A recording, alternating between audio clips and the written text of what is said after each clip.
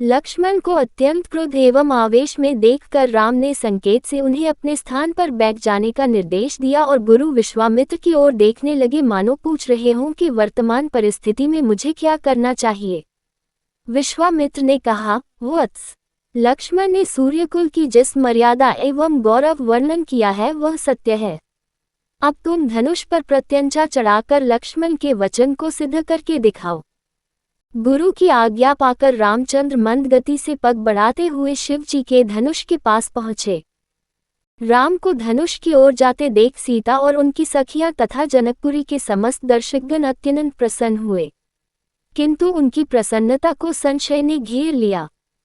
वे सोचने लगे कि जब विश्वविख्यात शक्तिशाली राजा और राजकुमार इस शिव जी के धनुष को हिला नहीं सके तो राम जैसे सुकुमार किशोर पिनाक की प्रत्यंचा चढ़ाने में कैसे सफल हो सकेंगे। सीता भी मन ही मन परमात्मा से प्रार्थना करने लगी कि हे सर्वशक्तिमान, इन्हें इनके उद्देश्य में सफलता प्रदान करने की दया कीजिए। मेरा हृदय भी इनकी ओर आकर्षित हो गया है, अतः इसकी लाज भी आपको ही रखनी है। हे प्रभु, आप अपनी अद्भुत शक्ति से इस धनुष को इतना हल्का कर दीजिए कि यह सरलता से उनके द्वारा उठाया जा सके। धनुष के पास पहुंचकर राम ने धनुष को बीच से पकड़कर सरलता के साथ उठा लिया और खेल ही खेल में उस पर प्रत्यंचा चढ़ा दी। प्रत्यंचा चढ़ाकर ज्यों ही उन्होंने धनुष की डोर पकड़कर कान तक खींची त्यों ही वह धनुष भयंकर शोर मचाता हुआ तड़तड़ा कर टूट गया। उस नाद से अधिकांश दर्शक मूर्छित होकर भूमि पर गिर पड़े। सिर्फ विश्वामित्र, राजा जनक, राम, लक्ष्मण आदि कुछ ही ऐसे लोग थे जिन पर इस भयंकर स्थिति का कोई प्रभाव नहीं पड़ा। कुछ काल पश्चात जब सबकी मूर्छा दूर हुई तो वे राम की सराहना करने लगे।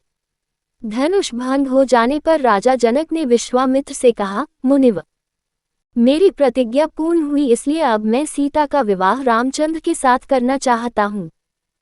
मुझे अपने मंत्रियों और पुरोहित को विवाह का संदेश लेकर महाराजा दशरथ के पास अयोध्या भेजने की आज्ञा दें। विश्वामित्र प्रसन्न होकर बोले, राजन, आपके ऐसा ही करना ही उचित है। अपने मंत्रियों को ये भी आदेश दे दे कि वे राजा दशरथ को संदेश दे दे कि दोनों राजकुमार कुशलपूर्वक यहाँ पहुँच गए हैं। विश्वामित्र के वचनों से संतुष्ट होकर मिथिलापति जनक ने सीता को बुलवाया। वे अपनी सखियों के साथ हाथ में वरमाला लिए मंथर गति से लजाती हुई वहां आईं जहां धनुष को तोड़ने के पश्चात श्री रामचंद्र खड़े थे। सखियों ने मंगल गान प्रारंभ किया और लज्जा, संकोच एवं हर्ष के भावों से परिपूर्ण सीता जी ने धीरे से श्री राम के गले में वरमाला डाल दी।